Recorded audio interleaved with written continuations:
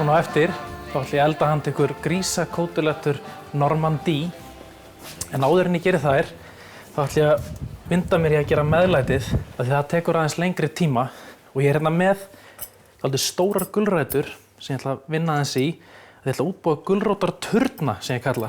Nú ætla ég bara að taka þessar fínu gulrætur mínar og svo nú bara er að skera þetta niður í fallega turna. Eitthvað svona. Er þetta ekki eitthvað? Svo tyllum við hérna yfir á diskinn og röðum þessu upp. Nokkurn veginn jafn háa, þannig að þetta eldist á nokkurn veginn sama tíma. Snirta þetta aðeins, svona. Og það mætti náttúrulega nota litlar gulrætur líka, en þá þarf maður aðeins að huga því að maður má þá ekki elda þær eins lengi. Það er einhvern veginn eins og þetta verða einhvern veginn öðrum rétt ef maður lætur gulræturnar standa upp á endanum. Og svo ætla ég að taka hvítlauksolíu og þetta er bara olía sem ég gerir sjálfur. Þetta er bara fullt af jómfrúrolíu og alveg heill hellingur af hvítlauk og það er bara að finna, það er engin uppskrift af hvítlauksolíu, þetta er bara eins og maður vill sjálfur. Að sjálfsögðu salt og að sjálfsögðu pipar. Og nú vantar mig eitt. Ég ætla að ná mér í þetta hérna litla verkfæri, Zester, og ég ætla bara að ná mér í svona litla smjörstrengi hérna og leggja þetta bara hérna ofan á gulræturnar mínar. Svo mun þetta bara bráðna í ofninum og leka yfir og verða algjörlega dásamlegt. Bara ég ekki búinn að nefna það að ég er mjög hrifinn af smjöri. Þá er þetta bara klárt fyrir ofninn. Þetta fer inn í kannski 3 korter, 35 mínútur til 3 korter við 180 gráður.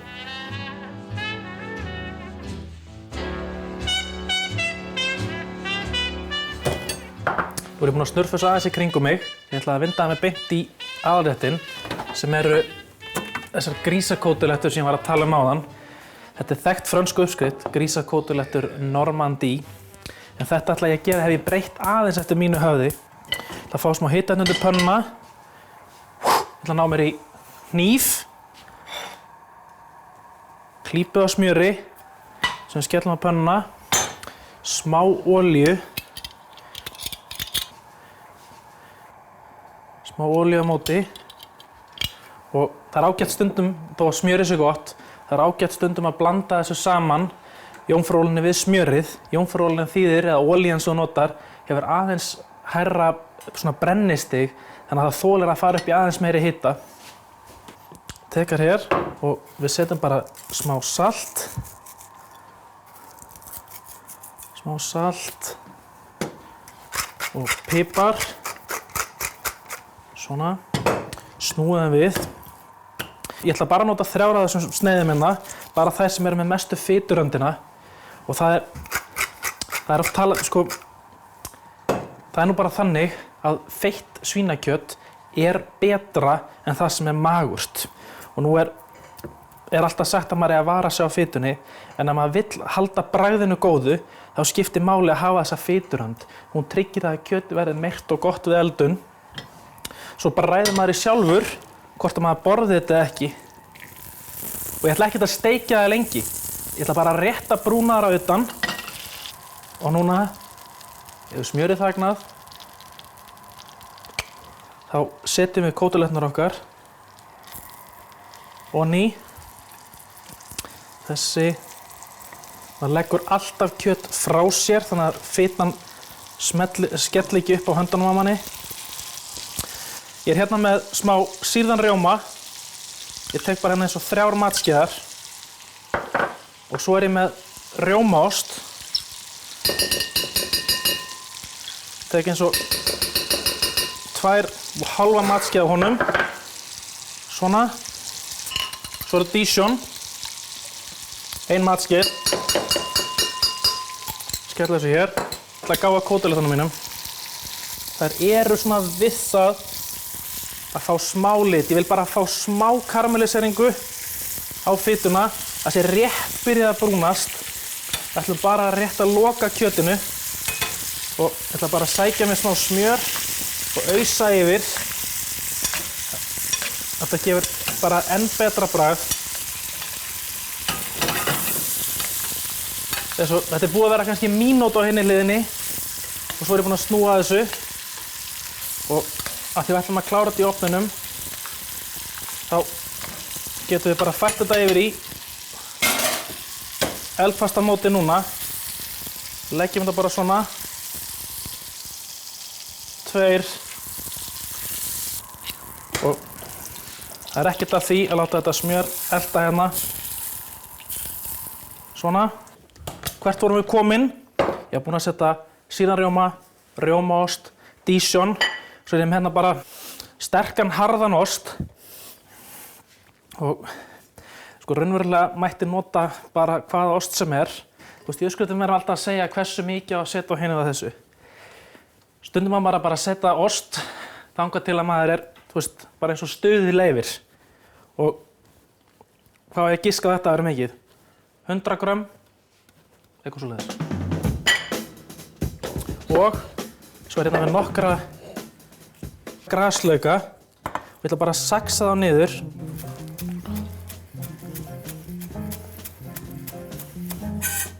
Þetta er alltaf laukur. Þetta gefur alltaf ekki eiginlegt laukbragð. Svona milt. Örlítill lauk kemur í bakgrunninn. Og svo þetta gefur aðalega fyrir augað líka. Að sjá örlitla græna litla díla hérna inn í ostinum. Svona. Þannig að nú veiðum við þetta hérna upp. Svona. Ofan í með þetta. Og nú vantar mér bara aðra skeið. Oj. Salt og pipar. Það fyrir ekki að gleyma þessum grunnatriðum á þessum síðustu östu tímum, sko. Þannig. Og nú bara hrærum við þetta saman. Nú ætlum ég að bæta örlítið meiri osti í þetta til að binda þessa sósu saman. En þessi rjóma, sýrðurjóma, ost, Dijon blanda. Nú tökum við hana og setjum væna klessu ofan á hvern og einn bita.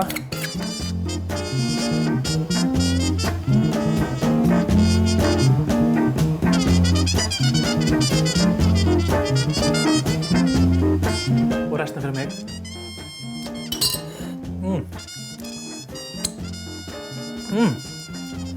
Man gæti að borða þetta svona. En þá þarf maður að klára að elda þetta. Og þetta þarf að fara inn í ofn í svona 15-20 mínútur við 180 gráður. Hafið bara augun á þessu, osturinn er allir bráðna yfir og verða svona gullfallegri sósu.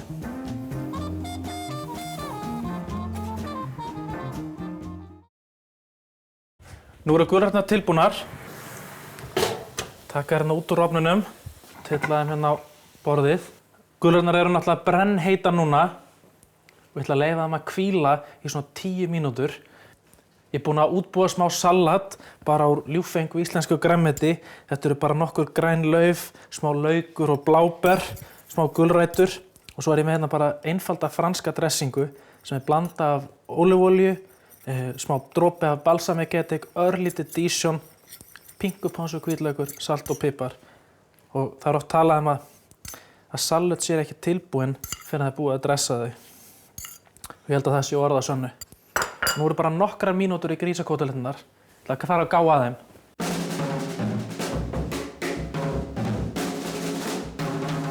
Gjörið þið svo vel. Grísakótelettur Normandie með gulrótarturnum og ljúffengu salati. Verður bara góður.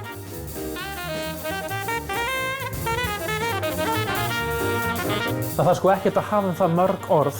Ég hreinlega elska kjöt. Hvort sem það er nautakjöt, lambakjöt, svínakjöt, villibráð, kálfakjöt, þú veist, nefndu það.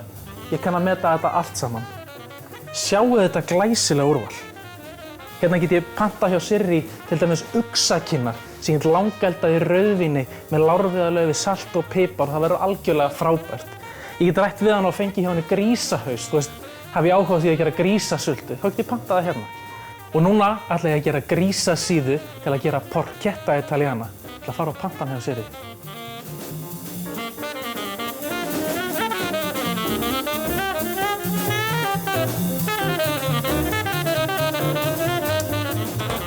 Ég ætla að elda alveg kingimagnaða uppskrift núna.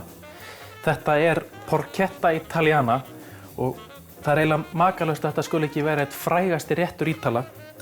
Ég er hérna með heila svínasíðu. Þetta er þessi hluti af svíninu og ég get sýnt ykkur þetta hérna.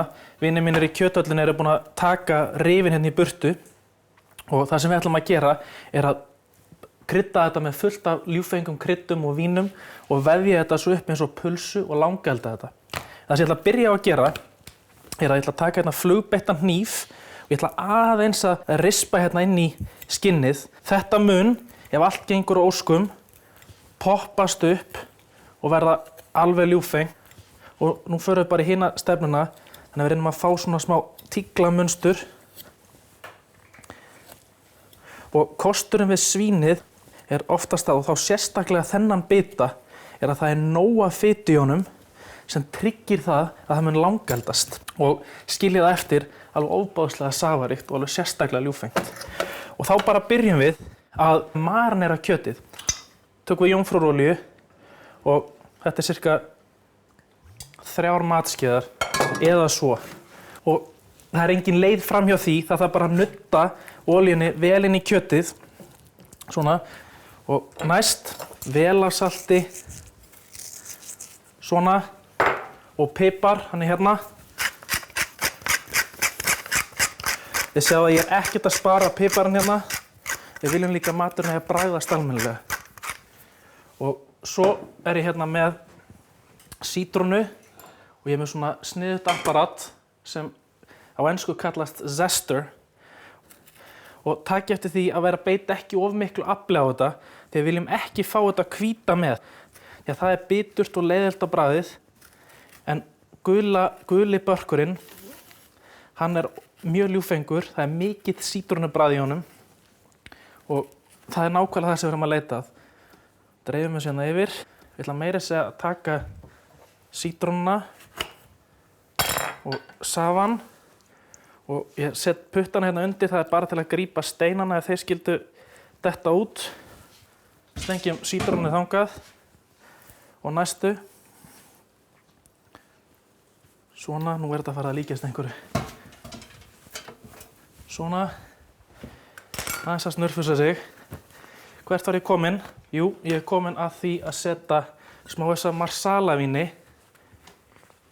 Það er svo kámugur á höndunum að hérna ekki vill opna flösku, sko. Þá er nú illa komið fyrir manni. Hérna, þetta er bara svona marsalavín sem er ítalskt styrktvín, þetta er aldrei sætt. Það mætti alveg eins svindla. Það er til önnur vín sem væri hægt að nota í mörgum ítölskum uppskriftum, til dæmis Vino Santo í mörgum ítölskum uppskriftum sem fylgja porchetta italiana. Það var fara út allt. Og það er eitt sem á eftir, að það er að taka hérna smávegis af fennel. Þetta eru bara fersk fennelfræ, eða fersk, þetta er náttúrulega ekki fersk fræ, þetta eru þurrkuð fræ. Og það sem þau gefa anísbragð. Og anís, sem er bara eiginlega svipað bragður af lakkrís, ég set smá salt út í til þess að hjálpa mér að mylja kryddin. Þau passa alveg ótrúlega vel með svínakjöti. Þessi bragð bæta hvort annað upp, má segja. Fitan úr svínakjötinu og anísbragðið, það er ljúffengt. Þetta er kannski, hvað ég að segja, hver er að ljúga það ykkur? Hálf teskeið, eitthvað svoleiðis. Og þá nokkrar greinar af salvíu og skerum hana bara gróflega niður. Svona. Fínt. Yfir með þetta. Og rósmarín. Svona. Rósmarín er líka annað krydd sem svínið bara elskar. Þetta eru brauð sem passa rosalega vel saman. Og næsta sem ég ætla að gera að taka grísalundina og leggja hann hérna í miðjuna og nú byrjar handavinnan fyrir alvöru. Þið sjáu það að þetta engin sérstaklega flókin uppskrift en þetta eiginlega eina sem kannski vefst stundum fyrir manni og ég kann sjálfur sér ekki að binda það sem kallast svona butcher's knot þannig að maður geti tekið þetta frá einum manna þannig að ég bind bara eina lykkju í einu. Ég sá porchetta italiana ég fyrir kannski 2 árum síðan í borðinu hjá slátaranum mínum í Lundi og þegar ég sá þessa fegurðardís í borðinu þá hugsaði ég bara ég verð að vita af hverju vissi ég ekki þessa uppskrift. Svona. Fyrst kominn. Þetta mun taka á sig einhverja mynd, ég lofa. En þá þegar ég allavega sá þetta í fyrsta skipti í kjötborðinu í Lundi þá fór ég bara heim og beint á netið og fór að lesa mig til porchetta italiana. Og það kemur bara á daginn að þetta mjög vinsæll ítalskur réttur sem svona klassískur að elda á sunnudögum þegar maður allan tíma í heiminum. Maður að fá allt fólkið sem maður elskar mest í mat. Maður vil gera sem best við sig í mat og drykk. Þá þetta eitthvað sem maður býður upp á. Og ég búinn að lesa fullt af uppskriftum að þessu og þetta eins og að lesa ljóð sko. Að þetta bara hver önnur dásend en saman.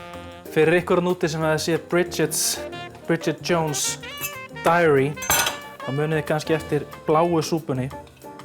Það var að því hún notaði einhvern bláan þráð til að binda aspasen saman. Það ekki sexy.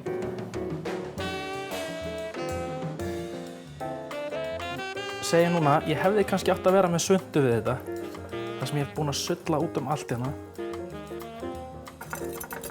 Svona. Ástæðan fyrir eitthvað að vandrast á endunum að kjöt vill oft verpa hans upp á sig þegar það eldast. Vöðvaþræðirnir dragast pínu saman. Og ég vil að pulsan sé alveg lokuð og þá skiptir máli að loka þessum endum hérna vel. En auðvitað mun alltaf eitthvað opna sig örlítið. En það getur líka bara snirkt þegar steikin komin út úr ofninum. Svona. Nú ég búinn að binda alla þessa pilsu inn, ansi myndarleg. Og þá bara ætla ég að skála fyrir velunnu verki. Svona. Og þá bara næsta, það að taka hana aðeins upp úr.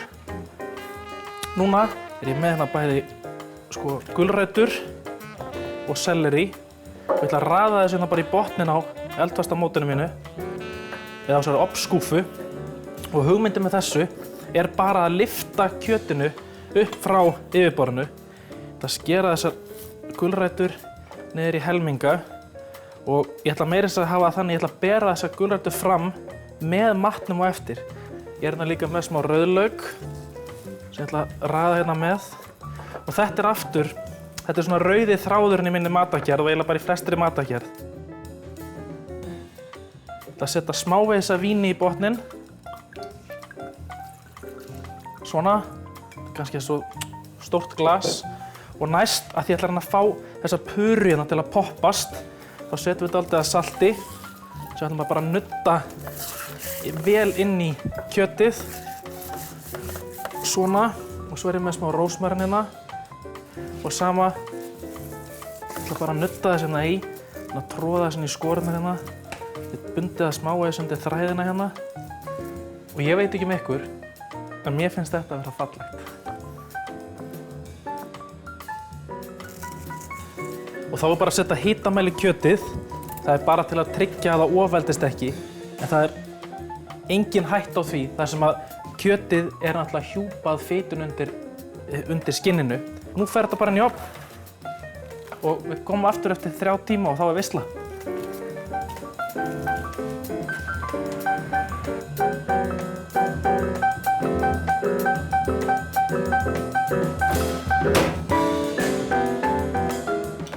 Hann þyngdar sinnar virði í gulli og nú flytjum hann bara yfir. 1, 2 og 3. Tek hans grænmetin og ég bara taka hitamælinn út svona. Og nú ætla ég að sjá hvað ég bjarga hérna af gulrótunum mínum. Það eru nokkrar hérna og Það er nú kannski ekki miklu að bjarga hérna. Það má nú alveg reyna það samt, sko.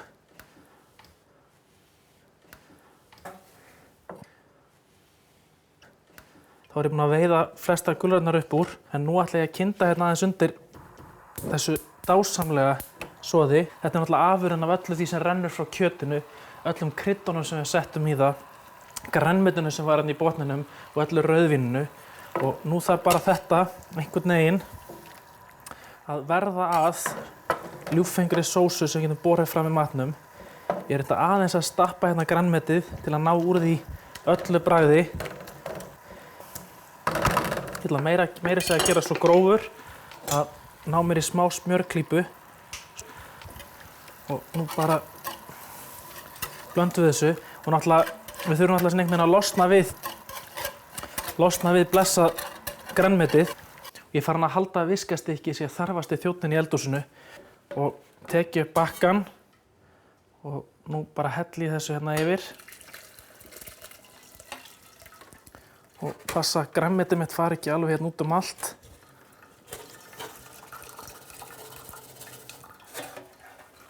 Ég ætla bara rétt að þeyta þessa sósu hérna.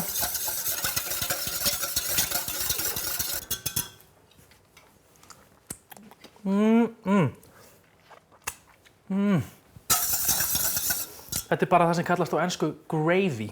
Þetta er bara soðið af kjötinu sem við hrærum saman með smá smjöri. Það þarf engin meiri fínheit. Rétturinn á að standa algjörlega fyrir sínu. Og þá er ekkert eftir en að skera kjötið. Hlustið nú aðeins. Nú tökum við góðan bita hérna.